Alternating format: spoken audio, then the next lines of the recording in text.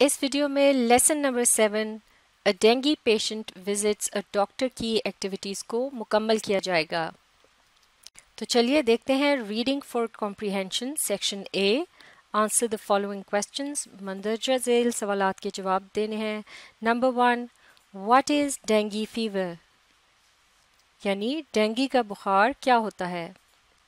تو اس سوال کا جواب ہمیں ملتا ہے جب علی ڈاکٹر صاحب سے پوچھتا ہے کہ ڈینگی فیور کیا ہوتا ہے، اور جواب میں وہ کہتے ہیں کہ it is an infectious disease. تو اس کا جواب جو ہے ہم اس طرح سے شروع کریں گے، اٹ کی جگہ اب آپ یہاں لکھیں گے ڈینگی فیور، اور پھر اس کے بعد یہ باقی کا جملہ اسی طرح سے کنٹینیو کریں گے کہ dengue fever is an infectious disease spread by mosquitoes. The symptoms are high fever, headache, pain behind the eyes, aching of muscles and joints. It is also known as breakbone fever.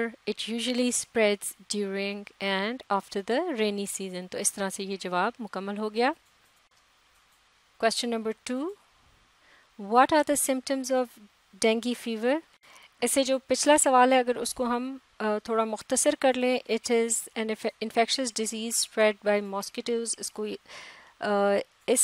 یعنی کہ لفظ تک اگر ہم مکمل کر لیتے ہیں تو اس کے بعد جو دوسرا سوال تھا اس میں ہم یہ باقی کے سمٹمز شامل کر سکتے ہیں کہ the symptoms are high fever, headache, pain behind the eyes, aching of muscles and joints۔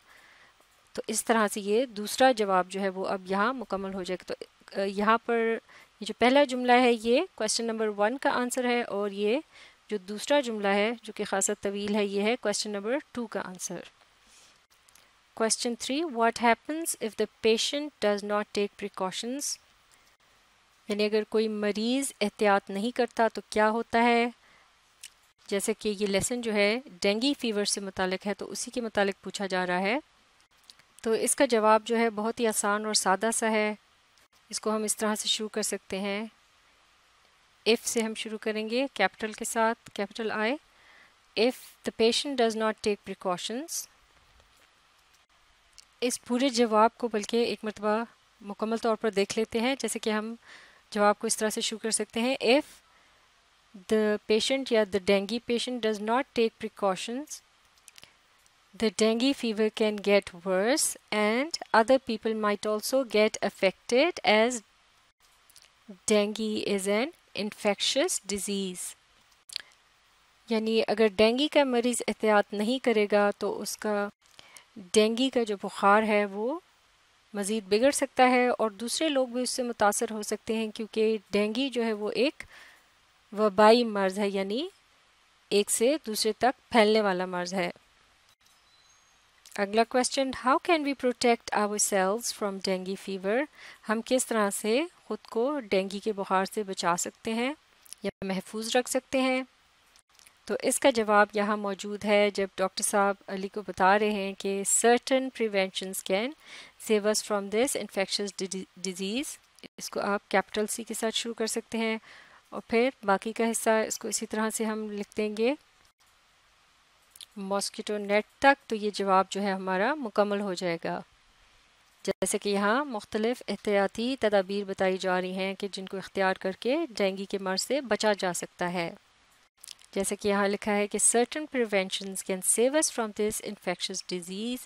Use of insecticides and repellents is quite essential to protect ourselves from the mosquito bite.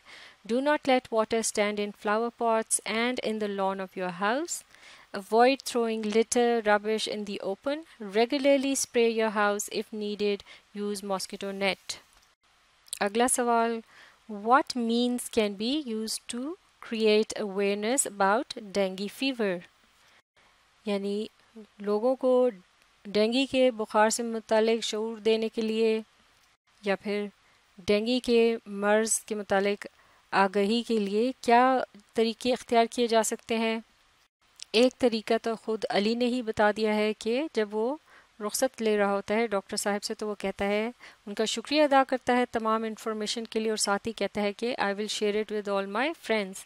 تو یعنی جو ہی آپ کو کوئی معلومات ملے اس سے متعلق تو آپ اپنے دوستوں اور خاندان کے لوگوں کو اس کے متعلق بتائیں، اور اس سے متعلق معلومات حاصل کرنے کے لیے آپ ڈاکٹر سے بھی معلوم کر سکتے ہیں۔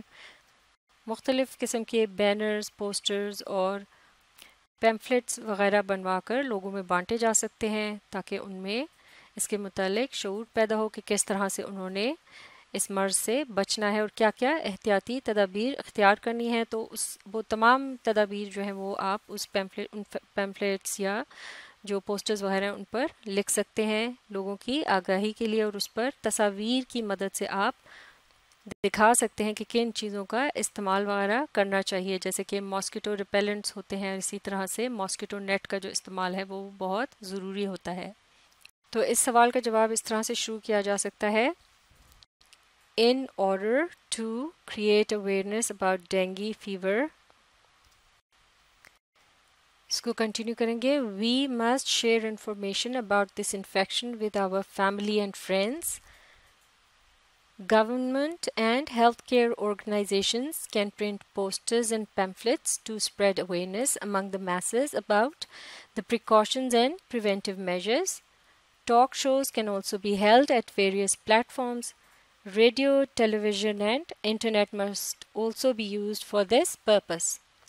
یعنی ڈینگی سے متعلق لوگوں کو معلومات دینے کے لیے ہمیں اپنے خاندان کے لوگوں اور دوستوں کو اس کے متعلق جتنی بھی معلومات ہمارے پاس ہیں ان کا بتانا چاہیے، اور حکومت اور اسی طرح سے جو صحت کے مراکز ہیں ان کو بھی اس سلسلے میں پوسٹرز اور پیمفلیٹس وغیرہ چھپوانے چاہیے لوگوں میں اس کے متعلق احتیاطی تدابیر وغیرہ کے متعلق بتانے کے لیے.